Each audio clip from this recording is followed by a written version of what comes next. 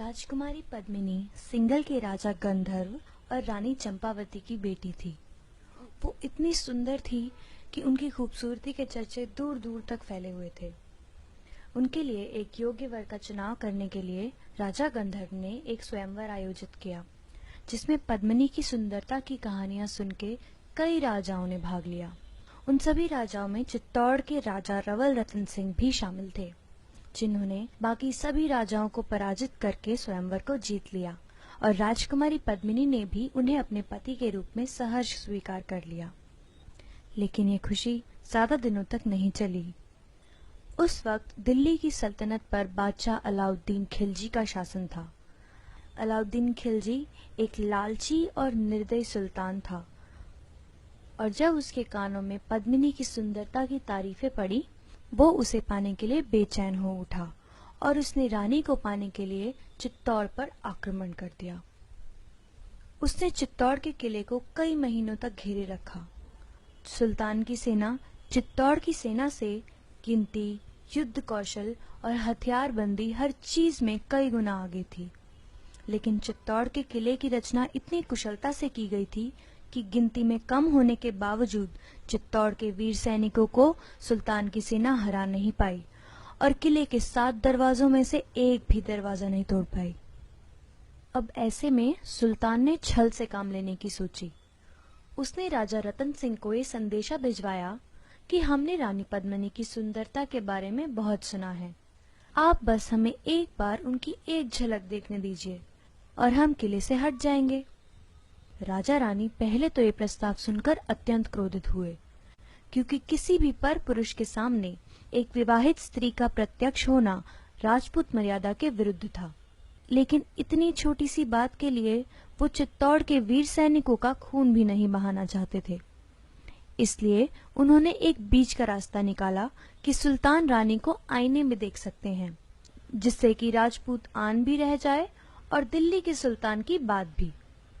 उसके बाद सुल्तान को रानी पद्मिनी के महल में ले जाया गया। रानी पद्मिनी सरोवर के बीच बने अपने महल की सीढ़ियों पर आई और सुल्तान को उनके महल की दीवार पर लगे दर्पण पर उनका प्रतिबिंब दिखाया गया। इतनी दूर से भी रानी का रूप देखकर सुल्तान अलाउद्दीन के नापाक इरादे और भी मजबूत हो गए।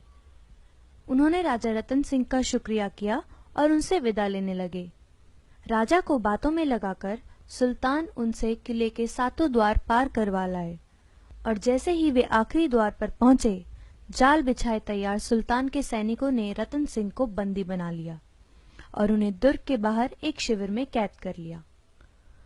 अलाउद्दीन खिलजी ने रानी पद्मिनी के लिए एक संदेश भेजकर ये शर्त रखी कि अगर वो उन्हें खुद को सौंप देती हैं तो वो रतन सिंह को आजाद कर देगा। अपने पति को छुड़ाने के लिए रानी पद्मिनी ने ये शर्त स्वीकार कर ली, लेकिन ये शर्त रखी कि उनके साथ उनकी 700 दासियां भी उनकी देखभाल करने के लिए आएंगी, और इसके अलावा वे अपने पति से एक अंतिम बार एकांत में मिलना चाहती हैं। सुल्तान को इस शर्त से कोई समस्या नहीं थी, लेकिन वो ये नहीं जानता था कि रानी की दासियों के वेश में चित्तौड़ के छटे हुए सैनिक 700 पालकियों में स्त्री के वेश में बैठे थे और हर पालकी को उठाने का काम भी वीर सैनिक ही कर रहे थे। कड़े पहरे के बीच रानी की पालकी को सीधा उस शिविर में उतारा गया जहां पर रतन सिंह को कैद कर रखा था। लेकिन उस पालकी में भी पद्मिनी नहीं, बल्कि उनका 12 साल का भतीजा बादल था, जिसने आते ही रतन सिंह को आजाद किया और उसके एक इशारे पर सभी सैनिक पालकियों से उतरकर अचानक ही सुल्तान की सेना पर टूट पड़े। इस बात से अनजान सुल्तान की भारी सेना को भी संभलने में वक्त लगा और राजा रतन सिंह को सुरक्षित किले में वापस पहुंचा देने के लिए इतना समय ही काफी था। उस दिन के बाद कई दिनों तक सुल्तान और चित्तौड़ के सैनिकों में युद्ध चलता रहा, लेकिन धीरे धीरे चित्तौड़ के वीर सैनिक वीर गति को प्राप्त होने लगे और चित्तौड़ का किला कमजोर पड़ने लगा। जब रानी को ये प्रत्यक्ष दिखने लगा कि चित्तौड़ की हार निश्चित है, उन्होंने सुल्तान के हाथ पड़ने की बजाय आग में जल जाना बेहतर समझा। किले की सभी महिलाओं ने भी उनके इस निर्णय का समर्थन किया। राजपूतों में इस प्रथा को जौहर का नाम दिया जाता था। एक तरफ जहां सुल्तान किले के द्वार पे द्वार भेद रहे थे, तो वहीं इस तरफ किले के अंदर एक विशाल चिता का निर्माण किया गया। रानी पद्मिनी के साथ 16,000 राजपूत महिलाओं ने अपने संबंधियों से अंतिम विदा ली और उस जलती चिता में आहुति की तरह समा गई। और थोड़ी ही देर में वो सौंदर्य जिसके ऊपर पूरे साम्राज्य को गर्व था, आग की लपटों में स्वाहा होकर कीर्ति कुंदन बन गया। महाराणा रतन सिंह के नेतृत्व में 30,000 राजपूत सैनिक केसरिया बाना बांधकर हर हर महादेव का नारा लगाते हुए सुल्तान की सेना पर भूखे शेरों की तरह टूट पड़े और अद्भुत पराक्रम दिखाते हुए वीर गति को प्राप्त हुए। खून से रंगारंग सुल्तान ने जब किले में प्रवेश किया तो भीतर उसे कोई भी नहीं मिला।